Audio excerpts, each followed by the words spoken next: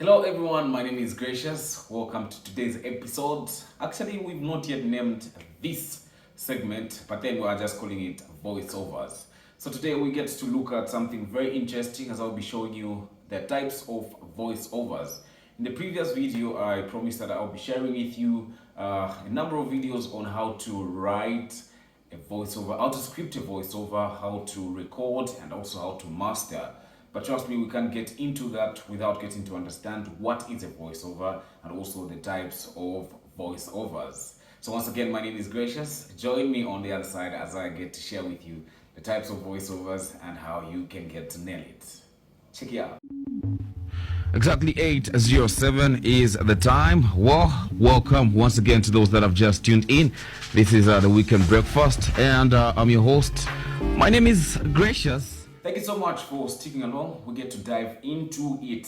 So today we'll be looking at the category, the types, types and categories of a voiceover. So we're going to learn a lot.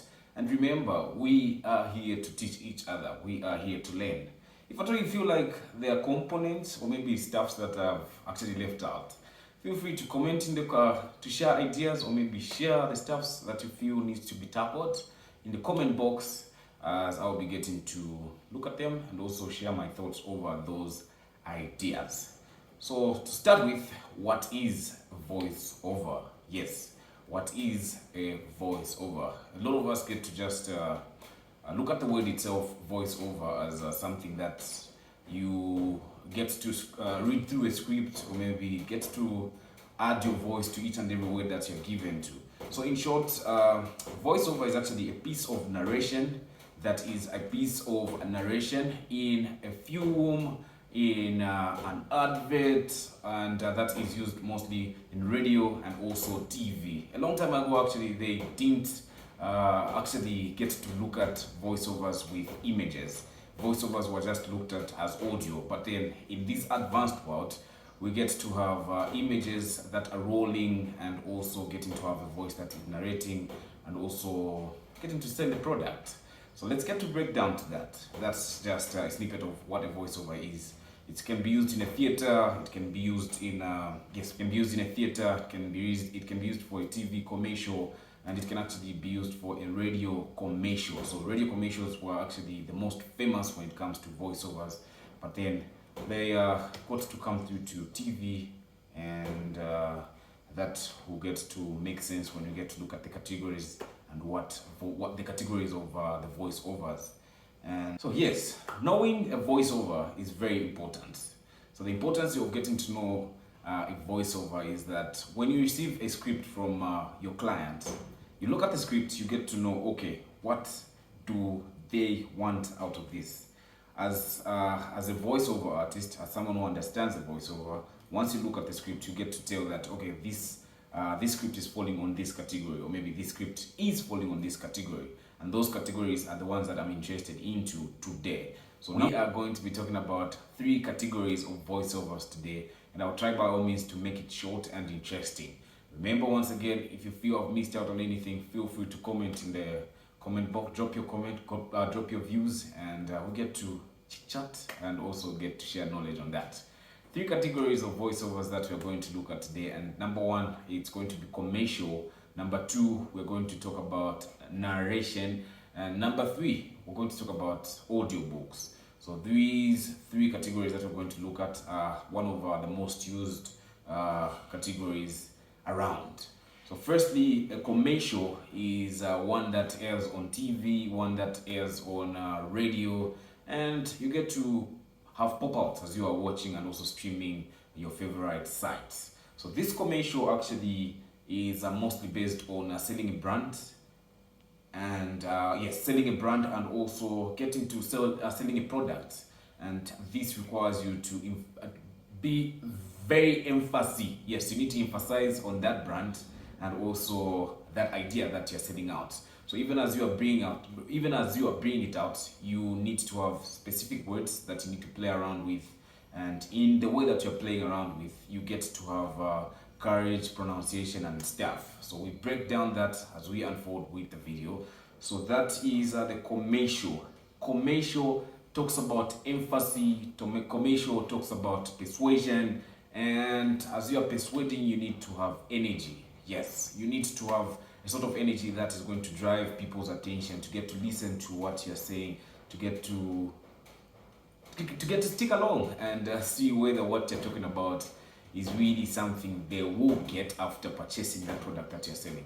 Remember, we talked about commercial being something that you're talking about persuasion, and yes, persuasion, and it has to do with emphasis, and also not even a bit, a lot of energy as you're talking about it. Yes. So the next one will be narration. Narration is as easy as it sounds. So narration is something that really needs to be passionate about. You need to be passionate as you're talking about narration. Narration, I can give an example of you getting to share a story, or maybe telling a story to that loved someone. Yes, your bestie in short. Yes, narration is actually getting to make sure that your bestie enjoys the story that you're telling them. Yes, you narrate it in a way that they want to listen to more, they want to hear more, they want to get the depth of what you're trying to preach to them, what you're trying to tell them. So you get to narrate it in a way that they get to understand it and get to have that zeal to want to hear you talk about that more and more. So we just talked about the commercial, which talks about persuasion and also emphasis. And on top of that, to just top it up, energy. You need to have a lot of energy to get to drive people and also attract people's attention. And narration, we are talking about getting to know how to tell a story. Like when you start a story and telling a story to someone, that special someone needs to fall in love with the way that you are getting to tell that story. You need to have a good voice projection. You need to make sure that you don't miss on the script that you're given. And the last one that we're going to look at today is audiobook. Yes, 3 categories like I promised: commercial, narration, and audiobook. So audiobook is similar to narration. That's the reason why I align them like that. Yes. So audiobook is voice consistency. When you start the narration with a certain tempo, you need to keep up with that. We need to keep up with that. We need to keep up with that, because once you lower your tone, or maybe your tone goes a little bit higher, you get to miss out. People get to notice that, okay, this person actually paused at this point and continued further, which I bet is not so good for audiobooks. When you start reading that, when you start bringing that out, you need to make sure that you express yourself in a way that people understand that, okay, he was in the same mood. He was he was happy. When you're talking about happiness, you need to express the happiness with the same voice tempo. You need to keep up the same tempo. If it's a sad story, you need to make sure that you're comfortable enough, you're not rushing, you are trying to preach something that people will relate with. So sadness should be sadness. Happiness should be happiness. You can't attach happiness to sadness. You're going to mess up everything. So it doesn't go like that. You need to play around with your moods and also get to attach that mood to that script. So happy script should be attached with happiness. Sad script should be attached with sadness. So how do you get to work around with those moods now? Very interesting. And this is the part that I get to enjoy most. So before you get to look at this script, each and every script that I've looked at here, you need to give yourself time to build up the mood. I mean, most people, I don't know how you get to work around with your moods, but I'll talk about myself, how I get to attach myself to these expressions when it comes to voiceovers. Every 30 minutes, or maybe every time I want to get myself in the mood of actually bringing out a good voiceover, I make sure that I listen to my favorite music. I make sure that I entertain my brain, I entertain my soul with something that I love. No matter what information I get to receive, I just need to tell myself that I need to feel nice. I need to enjoy what I'm doing. I need to express myself in a way that people will get to understand what I'm trying to preach out. So by doing so, I listen to my favorite music. It could be dance music, if it's happiness.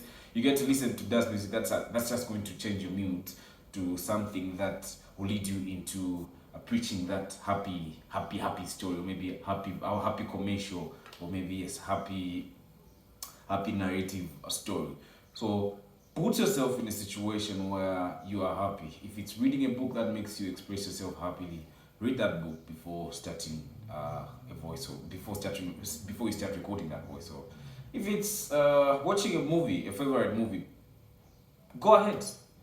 Carry that movie in your phone, carry that movie on your tablet, watch it until you get to where you'll be recording that voiceover from. And it will definitely change your mood, because you can't be talking about happiness with a sad soul. So voiceovers need to be attached with what you're feeling, because you're talking to different people. Another important thing that I would love to share before I get to wrap it up for today's edition is you need to categorize age. Voiceovers are listened, or maybe voiceovers bantu abenga abomfa. So you're talking to a huge audience out there. You don't even get to have a picture of who is going to listen to it, but then you get to meet people. Oh, I heard that voiceover. I thought I'll just let you know that it was amazing. And then you look at the person that is sharing that, very odd, and you didn't even imagine that. So you need to have all age groups in your mind as you are recording and as you are making that voiceover. So you make sure your words, connective words, transitional words, every word that you are using needs to be in a way that every age group should understand. So expression could be a 10-year-old boy listening to that, could be a 70-year-old man listening to your voiceover, or maybe a 30 teenage listening to your voiceover, and they get inspired, they get attached to that voiceover. So you're changing the narrative of how people look at things and how people hear that. And we'll be sharing more on the voiceovers, just sort of continuing on the previous video that I shared, looking out to more of your comments and also your knowledge on what you've been sharing. Once again, my name is Gracious. Thank you so much, and let's get to teach each other its voices. For those that are interested, you can get to inbox me, you can get to follow me, and also drop your comment box, as I will be sharing with you and also hearing from you. Always remember to make love and not war. I'm out.